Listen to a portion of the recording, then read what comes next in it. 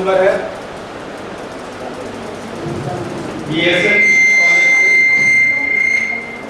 Neeraj Kumar, BSN PG college.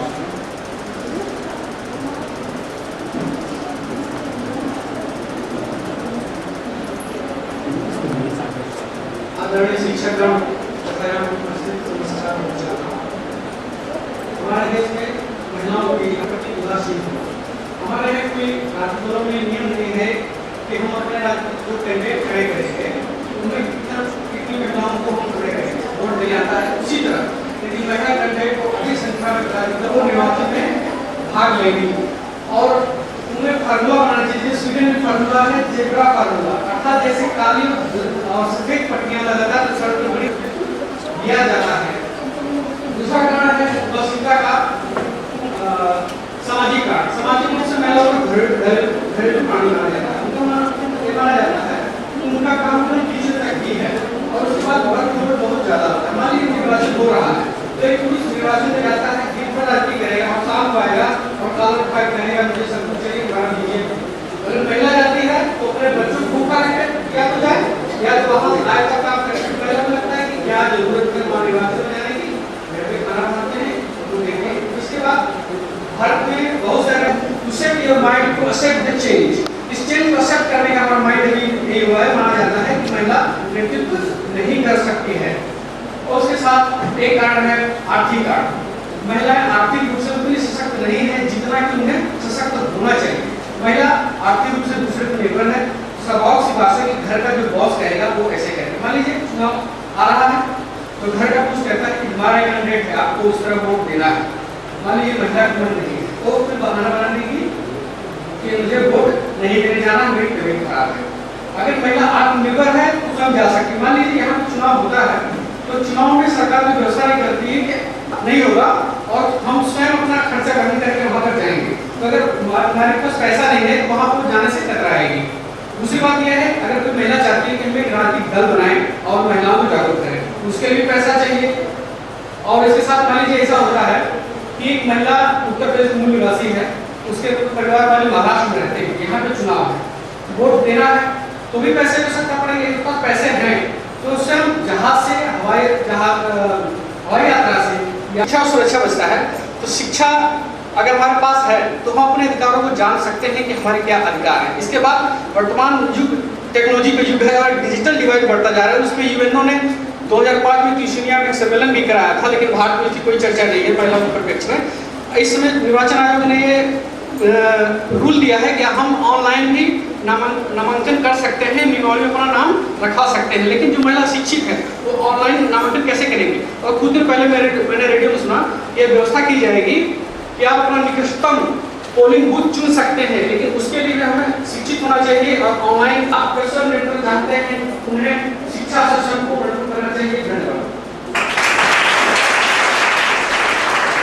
नीलू वर्मा,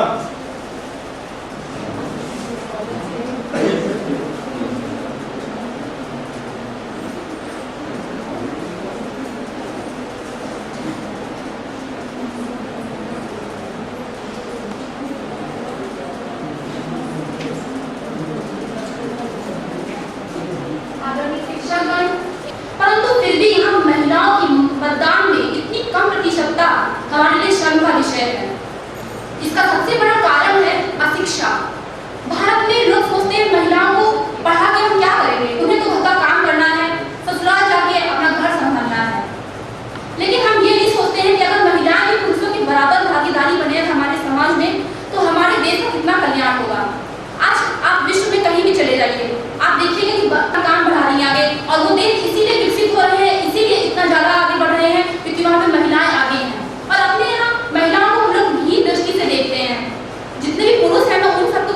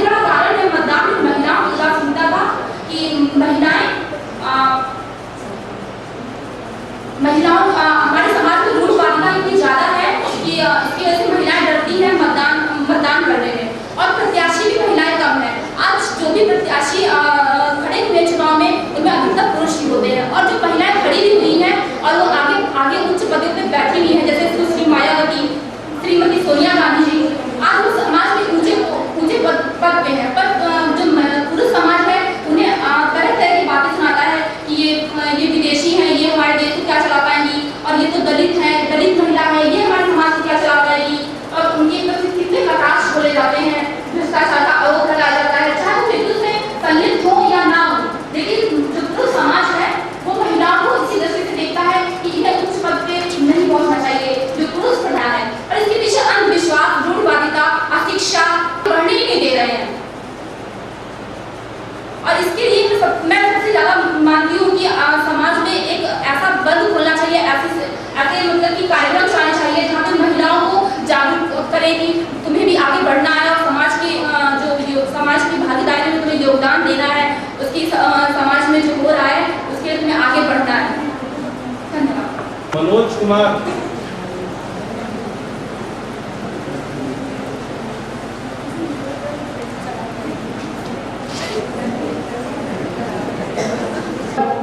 और शादी और घर, तीन ऐसी चीजें हैं जिसमें जमी हुई, इससे बाहर निकलना उनके लिए बहुत ही मुश्किल हो गया है।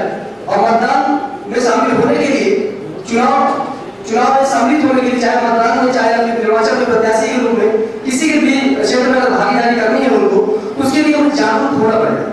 जागरूक होने के कहां से आएगी? वो है शिक्षा। शिक्षा से वो जागरूक होगी और अपने अधिकार को समझेंगे, क्योंकि अधिकार लोग कोई देता नहीं, किसी को छीनना पड़ता है, क्योंकि मेरे हिस्से की चीज आपके पास कहीं नहीं, किसी न किसी रूप से होगी। अगर इसे हमारे पास नहीं तो आपके पास होगी और आपसे मैं छीनना। हमें जागरूक होना है, तब जाकर के हमें ये मतदान करेंगे और सारी क्षेत्र है जिसमें हम आगे बढ़ेंगे। और दूसरी चीज, मतदान करने में जो प्रॉब्लम, जो समस्या आ रही महिलाओं को, वो पहला पॉइंट ये है कि निर्वाचन आयोग की अगर हम सीधे रूप से बोले और छात्र करते हुए, तो ये बहुत बड़ी कमी है निर्वाचन आयोग की कि जो लाइन लगती है महिलाओं की, क्योंकि महिलाएं जो ग्रामीण क्षेत्र में है उनके लिए प्रॉब्लम है कि घर के बहुत सारे काम होते हैं। अगर शहरी क्षेत्र की महिला है तो उनके पास काम होता है, जॉब होती है, कोई टीचर है, कोई कुछ है, उनके पास समय का अभाव होता है। तो इसके लिए क्या है कि उन्हें घर में बच्चे भी है, खाना करना है, जानवर को चारा भी देना, बहुत सारे काम महिलाओं के लिए। क्यों? इस सारे काम पुरुषों ने दिए, क्योंकि ये पुरुष प्रधान देश है।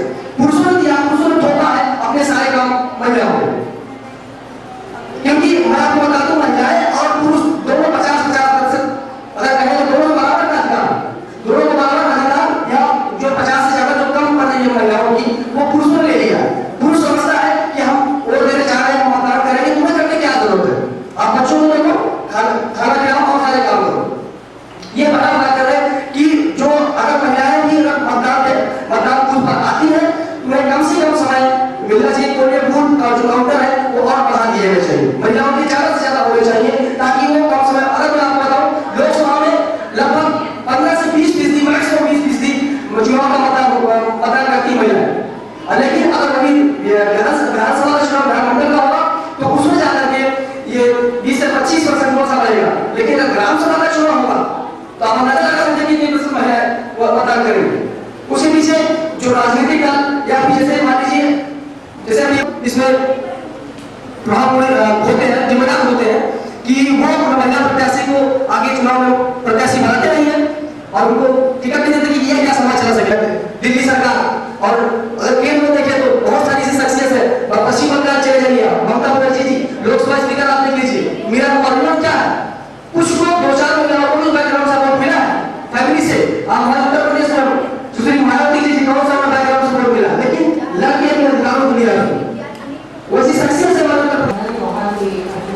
आप सभी का मैं बीच में आपको एक सूचना देने के लिए आई हूँ कि राजकीय महाविद्यालय उन्नाव के जितने भी राष्ट्रीय सेवा योजना के पंजीकृत स्वयं सेवक हैं, वो सभी, कोई भी जाएगा नहीं जाए, अपने भाग दिया है अथवा नहीं दिया, इसके बाद हमारी मतदाता जागरूकता रैली का आयोजन राष्ट्रीय सेवा योजना के स्वयं सेवकों द्वारा निकाला जाएगा।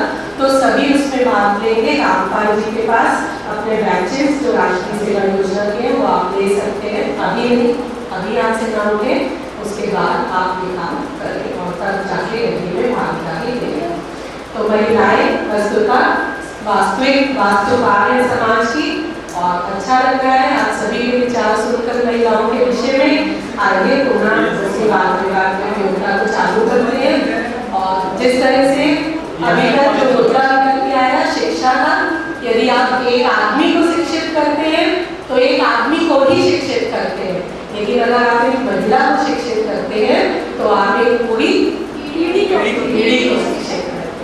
मतदान के महिलाएं वैसे भी देखा जाए वर्तमान समाज में महिलाओं की संख्या पुरुषों की अपेक्षाकृत कम है। उसमें भी महिलाओं की भागीदारी का कम होने का मतलब है कि वो अपने आप को पीछे कहीं ना कहीं पीछे कर रही है।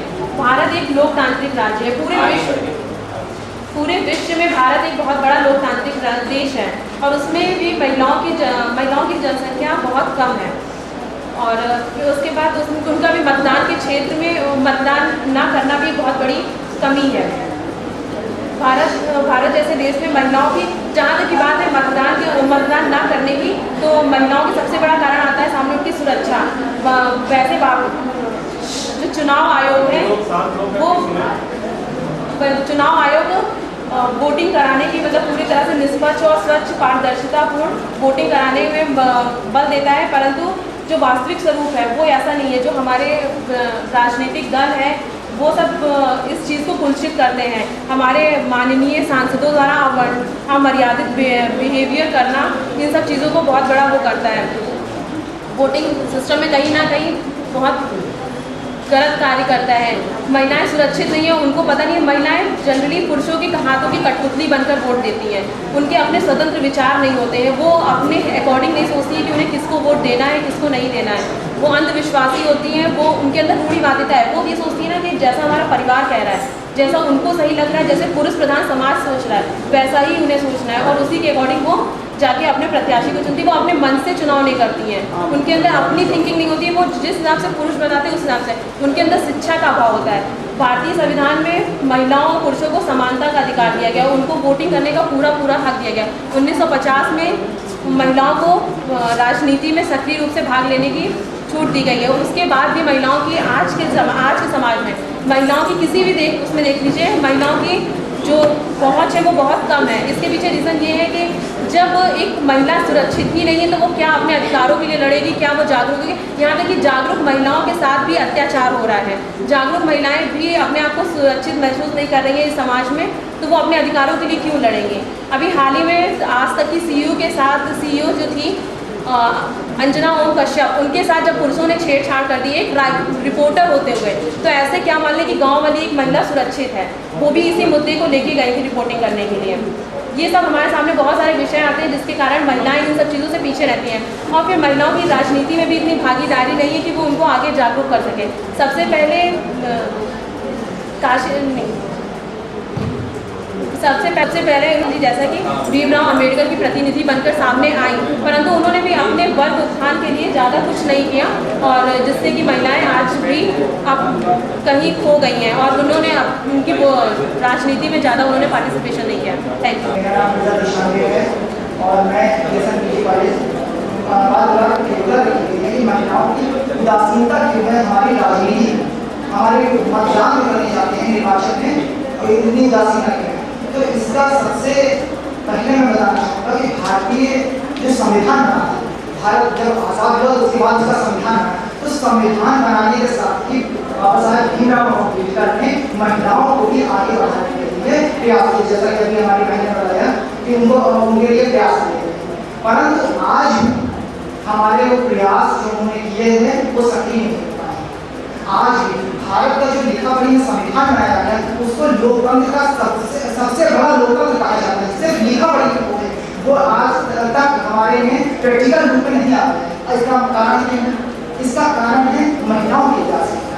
आज प्रैक्टिकल में हमसे आगे और जो डेमोक्रेटिक कंट्रीज हैं, जो लोकतांत्रिक देश हैं, वो हमसे आगे बढ़ रहे हैं। इसका सिर्फ कारण है महिलाओं की उदासीनता और महिलाओं की उदासीनता के कई कारण हैं, जैसे अशिक्षा सबसे बड़ा कारण। अशिक्षा महिलाओं को और पीछे आज महिलाएं इतनी जागरूक नहीं हो पाती। अब आपको हम एक छोटा सा उदाहरण लेकर बताते हैं कि महिलाओं की जागरूकता कि पहले होती थी भ्रूण हत्या बहुत ज़्यादा होती है। वैसे तो भ्रूण हत्या आज भी हो रही है, लेकिन भ्रूण हत्या की में जो स्तर में कमी आई है वो स्तर में कमी सिर्फ महिलाओं की जागरूकता के कारण ही आई है।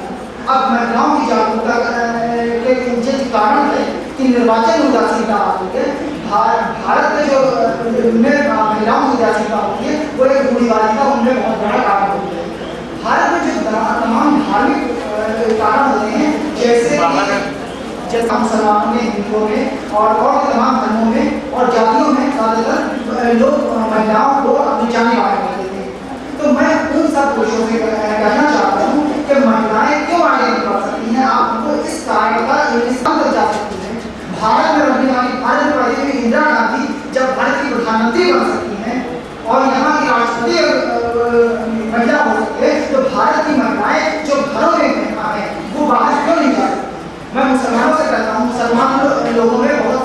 बाध्यता होती है कि महिलाओं को पर्दे में रखो, महिलाओं को इसमें रखो, महिलाओं को बाहर ना जाने दो। तो मैं उनसे कहना चाहता हूँ कि आज से करीब 100 साल पहले मुसलमानों में यह था कि महिलाओं की शिक्षा नहीं देनी चाहिए, लेकिन आज इसने प्रयास किया था, सर सैयद अहमद खान ने प्रयास किया, मुसलमान लड़कियों को बाहर निकाला और उनको शिक्षा दी। आज वो शिक्षा प्राप्त कर रहे हैं। इसी प्रकार से हमको भी एक प्रयास करना चाहिए। मैं जो यहाँ इतिहास के लोग बैठे हैं, इतिहास के छात्र बैठे हैं, उनसे मैं पूछना चाहता हूँ, आपने पुनर्जागरण काल का नाम जरूर सुना होगा।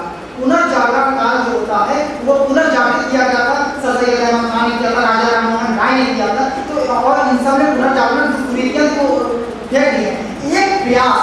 एक प्रयास राय को बदल सकता है। तो क्या हम मतदाता में जो मतदाता महिला मतदाता है उन्हें जैसे उदासीनता दूर करने के लिए क्या हम एक प्रयास नहीं कर सकते हैं? मैं आपको बताना चाहता हूँ कि महिला की ताकत क्या होती है। आपने यहाँ मिस्र का नाम सुना होगा, इजिप्ट में मुर्सी का शासन दिलाने वाली एक महिला ही थी। और जिसने महिला भारतीय महिला को इस बात का एहसास हो गया कि उसके मत के अंदर, उसके स्वयं के अंदर कितनी ताकत है, उस दिन भारत देश का अस्तित्व ही बदल जाएगा। भारत देश दुनिया का नंबर 1 देश बनेगा। और इस बात को मैं कहने में कोई संकोच नहीं करता। और सबसे पहले भारत लेकिन इसमें सबसे बड़ा कारण ये होता है कि हमको घर से बाहर निकलना होगा। और जब तक हम घर से बाहर नहीं निकलेंगे तब तक हम कुछ नहीं कर सकते। महिला होगी, चाहे वो हिंदू हो, चाहे वो मुस्लिम हो, चाहे वो सिख हो, चाहे वो ईसाई हो, सबको बाहर आके एक साथ मिलकर के जब प्रयास करना होगा तब हम बनेंगे। हमारी ये उंगलियां हैं, अलग अलग उंगलियां हैं, लेकिन जब ये एक साथ संगठित हो जाएंगी तो हम यहाँ तो क्या, हिंदुस्तान तो क्या, अमेरिका को पकड़ देंगे, स्थिति में आ जाएंगे हमारा देश। और आज हमारे देश में जो डेमोक्रेटिक एक्सपेरिमेंट चल रहे हैं, हमारे देश में डेमोक्रेटिक एक्सपेरिमेंट चलाए जाते हैं, लोकतांत्रिक एक्सपेरिमेंट होते हैं। वो एक्सपेरिमेंट तभी सफल होगा जब एक्सपेरिमेंट में सभी लोग भाग लेंगे, जब एक्सपेरिमेंट पूरा होगा। लेकिन भारत का डेमोक्रेटिक एक्सपेरिमेंट जब पूरा ही नहीं आप लोग करेंगे तो कैसे पूरा हमारा एक्सपेरिमेंट सफल होगा? आप जो साइंस के छात्रों को भारत का जो डेमोक्रेटिक एक्सपेरिमेंट है वो कैसे पूरा होगा जब तक हम सब जाकर मतदान नहीं करेंगे? तो हमारे आप लोगों से वो भी एक महिला ही थी और वो सत्ता मतलब सूचना आयोग बनी। और लोकतंत्र को मजबूत करने के लिए प्रत्येक नागरिक या पुरुष या महिला सबको आगे आना चाहिए और अपना और सूचना है आपके लिए। लेकिन उससे पहले जो बातचीत शुरू हो जाती है, ये आप ये समझिए कि आपकी सफलता के लिए तैयारी चल रही है। सफलता के लिए तैयारी की जरूरत होती है। क्या है कि मुझे कोई वृक्ष काटने के लिए आप 6 घंटे दीजिए, मैं 4 घंटे कुल्हाड़ी तेज करूंगा और 1 घंटे काटूं, है ना? तो सफलता किस पर निर्भर करती है? तैयारी पर निर्भर करती है। और आप मतदाता हैं, आप ही के लिए ये कार्यक्रम आपको जागरूक बनाने के लिए रखा गया है। तो उसमें धीरज रखे, सुने विचारों को, उन्हें समझे, बोले, ठीक है? और एक बहुत ही अच्छी खबर आपके लिए कि हमारी सदा शहता है हमारे जिलाधिकारी महोदय की कि उन्होंने न केवल भागीदार जो इसमें भाग ले रहे हैं बच्चे गांधीवाद प्रतियोगिता में और निबंध लेखन में, उनके लिए लंच पैकेट भिजवाए हैं, बल्कि हमारी रैली में जो बच्चे जा रहे हैं स्वयंसेवक, उनके लिए भी लंच पैकेट भिजवाए हैं ताकि वो सब खा पी के अच्छे से अपना और जोश के साथ आइए अगला प्रतिभागी।